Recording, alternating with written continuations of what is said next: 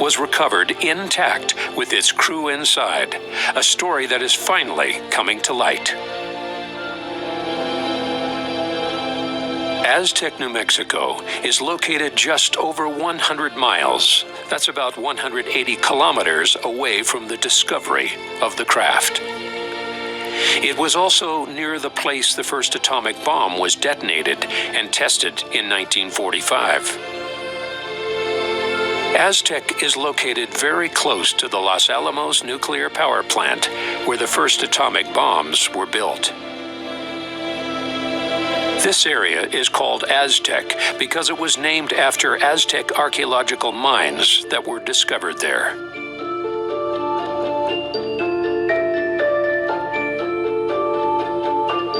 Estas son las ruinas de Aztec en Nuevo México, conocidas así debido a que los conquistadores las confundieron y pensaron que se trataba de ruinas aztecas. Sin embargo, eran ruinas de la cultura Anasazi, de las llamadas civilizaciones pueblo.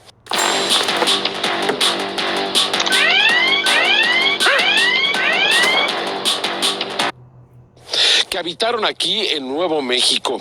Muy cerca de este lugar, el 25 de marzo de 1948, una nave descendió suavemente sobre una meseta. En su interior fueron encontrados los cadáveres de 14 seres. This is a story in which virtually all the witnesses have died. Curiously, all those who witnessed the ship and saw its occupants would literally become millionaires, respected men in their community who knew how to keep silent. However, one Doug Nolan decided to talk before he passed away. Here is a testimony recorded in 2003. At the time of his experience in 1948, Doug was just 19 years old. I looked, And there was only 4. there's just 4. And that's what the book says. And it had a dome at the bottom. Well, I don't know. No, it was buried. It was sitting in the dirt. This up here is where the door come down, though. It opened from right at the top out and just folded down. So how long were you there before the military got there? Oh, about 5 hours, 5 or 6. It was burning. That's why we went up there. What part was burning? The trees were burning. Aztec's residents believed that it was an aircraft making an emergency landing.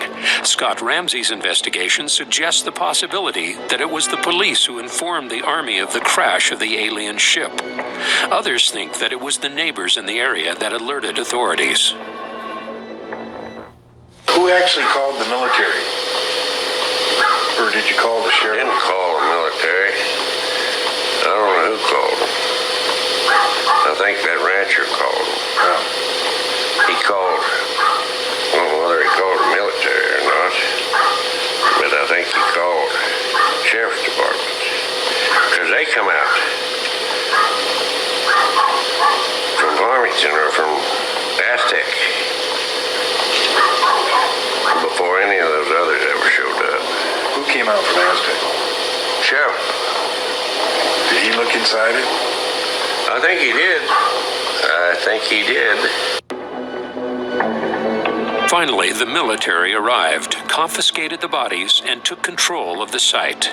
Witnesses claim they were taken and locked up as prisoners, as Doug Nolan recalls in this unpublished recording. There was about 3 of them all showed up together. They were in a Jeep or? No, they come in a staff car. I guess they came in from Durango. I don't know where they come in from. They come in on the road. They came down from the north? I don't know. Which way?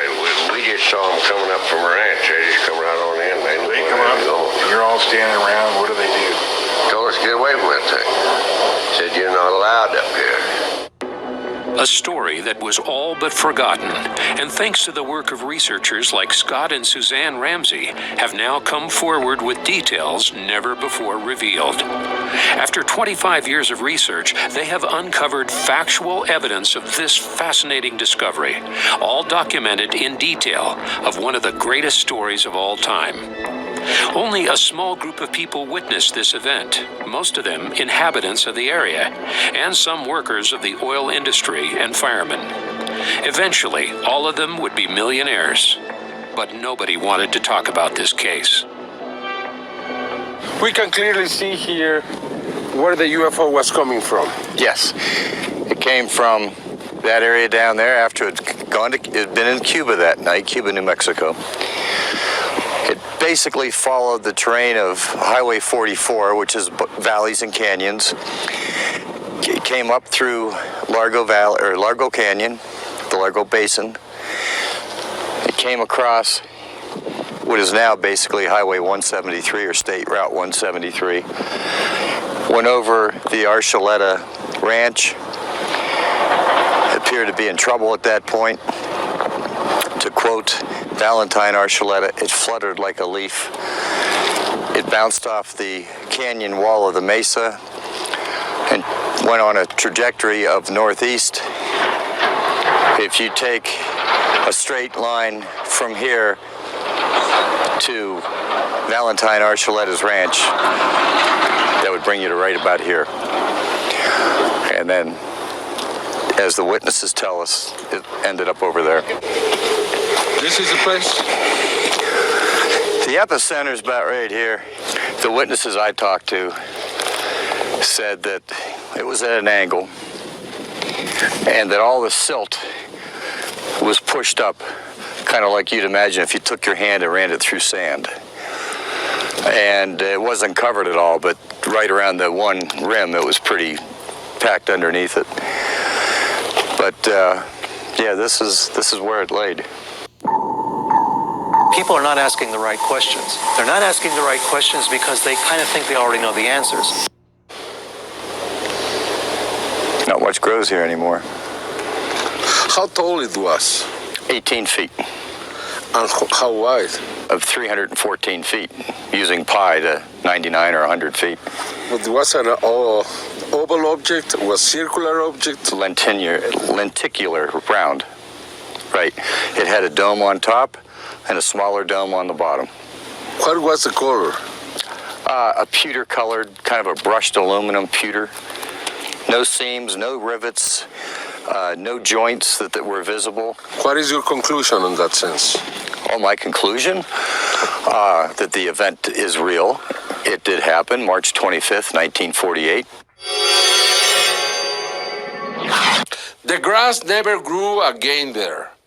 The same thing happened in San Antonio, New Mexico. It is possible that the energy of these objects can sterilize the ground where they come to rest. It is really exciting to arrive at the same place where we now know that a UFO came down, specifically an extraterrestrial craft with at least 14 occupants, possibly all of them dead for unknown reasons. Resulta realmente emocionante llegar al lugar donde hoy sabemos que descendió un objeto volador no identificado, concretamente una nave extraterrestre con al menos 14 ocupantes, muy posiblemente todos ellos muertos por razones desconocidas. To know that this place, a secret operation and investigation, was carried out by the United States Army is captivating. We understand today that the vast majority of people who not only live here in Aztec, but around the world, have continued to ignore this event. The object was separated in three different sections. That's correct. Well, 3 separate sections of the actual disc, and the cabin section is reported came out as another individual piece. There were 4 then? At least 4 pieces. The outer rim of the craft came in 3 pieces. And they took it from here? Mm-hmm. Straight up to the hill to where the concrete slab is. Reportedly then put and cradled on the flatbed trucks that we talked about. The M24 and M25 Dragon Wagon was the nickname. And then taken out through Largo Canyon down to Liebrook. And once they got to Liebrook, they had open road wherever they were going to go. You could have taken this road back then in through Aztec. It wasn't a good radiation can affect human health in a harmful way.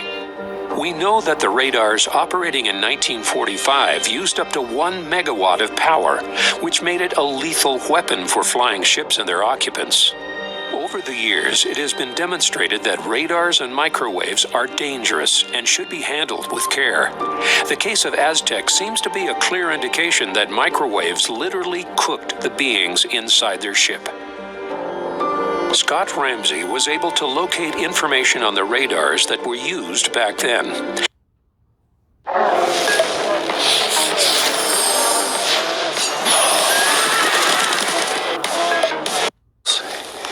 Sandia National Labs and Kirkland Air Force Base.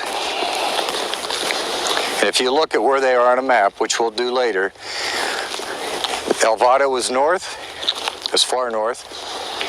Moriarty was east, and Continental Divide was west. They were afraid of what?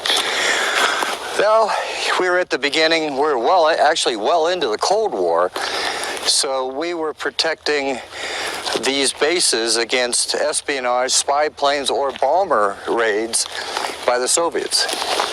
We came looking for radar bases that had been talked about and people made reference to them, and we found this place back on January 8th of 1999. By accident, we're out for a week or 10 days looking for the quote-unquote secret radar bases, and accident. We had checked all these high points around this area. How powerful was this radar? Well, it was powerful enough that even though this was restricted airspace for private aircraft or commercial for that matter, there were manuals written on how to quickly shut the radar down if a private aircraft wandered into this airspace. But this is an amazing discovery. You proved what nobody else could. We are very thankful because this is just the second time that a camera has ever been here. Yeah, that's true. All the evidence suggests that the possibility is that, as pointed out in Goy Hotel memo, 3 ships crashed, and not just one, in the vicinity of the Los Alamos nuclear power plant. In fact, there were 4, but one of them disintegrated in Roswell. However, 3 were recovered, 2 of them practically intact, or at least in one piece, as witnesses pointed out. On the next edition of Nuevo, the investigation of Aztec, the radar bases, and the strange invasion of flying objects in Farmington, New Mexico. I am Jaime Maussan.